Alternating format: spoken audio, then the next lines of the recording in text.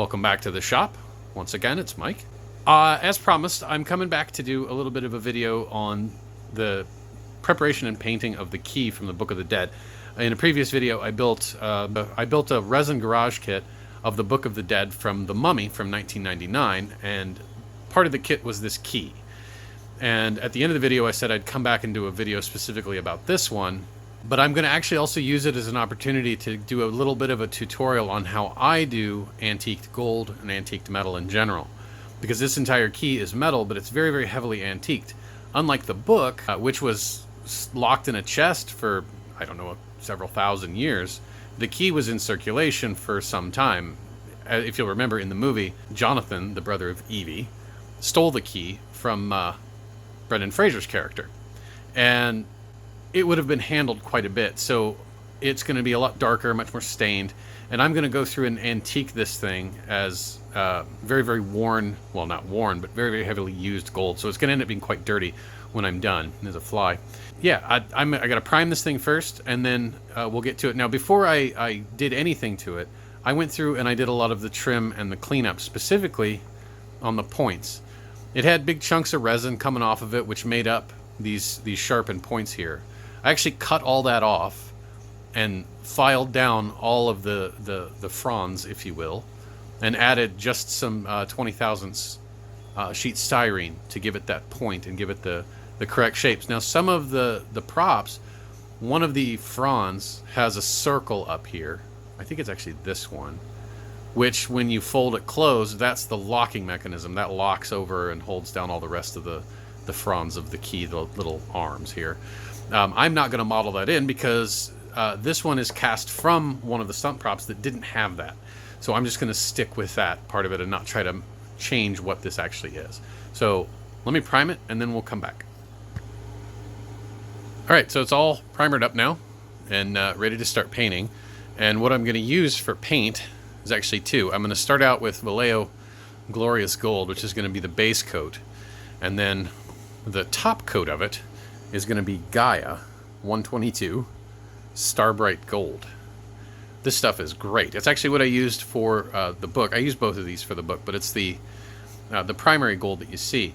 Now, if I was going to do this to where it was super bright, shiny gold, which when I eventually get around to making a Book of Amun-Ra, I will start with a base coat of probably gloss black or likely alclad stainless steel, and then gold over that, which will give it a much shinier effect. But since I'm actually just going to dirty this gold up and make it look like old, filthy, well-handled gold, I don't need to do that. I don't want it to be shiny. It's going to be quite dull when I'm done with it.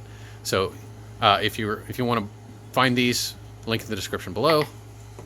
Okay, paint time. So that's the first layer, Glorious Gold. Pretty good. Doesn't look too bad. Now, I could just start weathering it from there, but I'm not going to, because I want to put that higher level of gold on it to give it just a little bit more shine, because I want it to look nice before I make it look terrible, because had this thing actually existed, it would have looked nice before it looked terrible. So I'm just gonna follow the type and just go in that order. And this is GAIA Starbright Gold. Hopefully the camera picks up the difference. I'm really hoping it does, because it is tremendously glossy and very, very shiny and looks a lot like gold, which of course it should because it's gold paint. But now that that's done, I've actually sprayed 2 coats on this, and now I'm going to be using an extremely heavy black wash, a 1-to-1 mixture of acrylic black paint and water, and I'm going to be very liberally applying it to all the surfaces, and then I'm going to keep doing that. Several layers of black wash, and then we're going to move on to a brown wash, and then we're going to go over it with ye olde weathering powders, my general go-to. So yeah, come back in a minute. So here's step 1 applied. This is just the first layer of wash. I'm going to let this dry for a few minutes and sort of let it crust on there, if you will, and fill in these gaps before I dab off the excess, which there is quite a bit. And then I'll do the second layer, and honestly, I think I'll probably end up doing about 5 layers of this wash.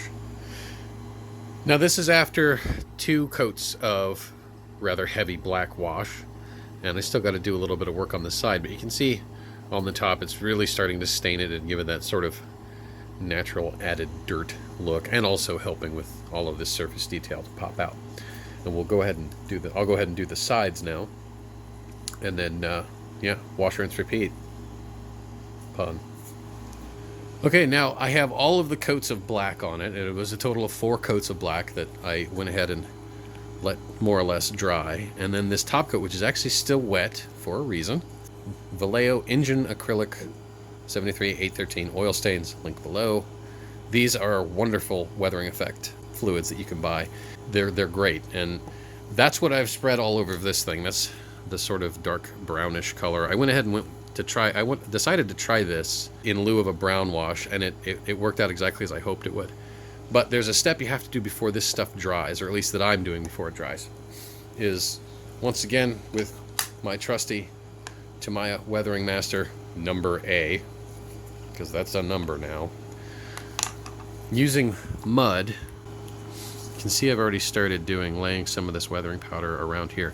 I'm doing it while it's still wet because it naturally leaves a little bit of grit and grain down inside these recessed areas and adds to the filthy effect. This was in the possession of our epitomous hero, played by Brendan Fraser, so it was handled quite a bit. He found it at Hamunaptra, as the story goes, and had it for at least, 6 years, I think, was how much time was supposed to have passed. So it would have gotten a little bit dirty. The streaks that I'm leaving behind, this bit of mess, that'll all get faded out here in a minute when we go to the next shade of powder. I don't just use Tamiya weathering powders. I use a lot of other different types. These are the ones that I have currently that are sort of handy. And then make sure you get it along the edge too, because filth would collect along the edges. Okay, that's a start. Now, the next color, if you'll remember, from Tamiya Weathering Master number A, is light sand. And then same thing, trying to be a little bit lighter with your approach. And if you get too much on there,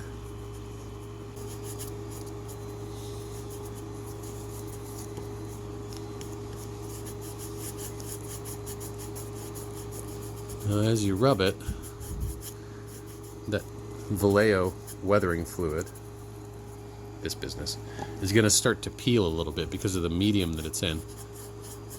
That I want to have happen on purpose, because it's going to leave behind the gold paint underneath.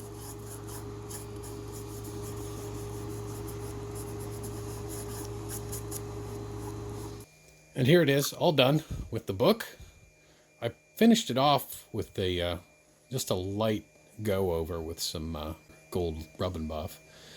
And it turns out really, really nice. It's got that nice filthy look that I was going for, and it fits quite nice inside the book. Now, if this book worked, I'd be able to turn it, and then these locks would open up, and then you'd be able to access it. But this doesn't work because it's just a stunt prop. So to fix that, I've started making, well, the pages for the Book of Amun, the all gold one.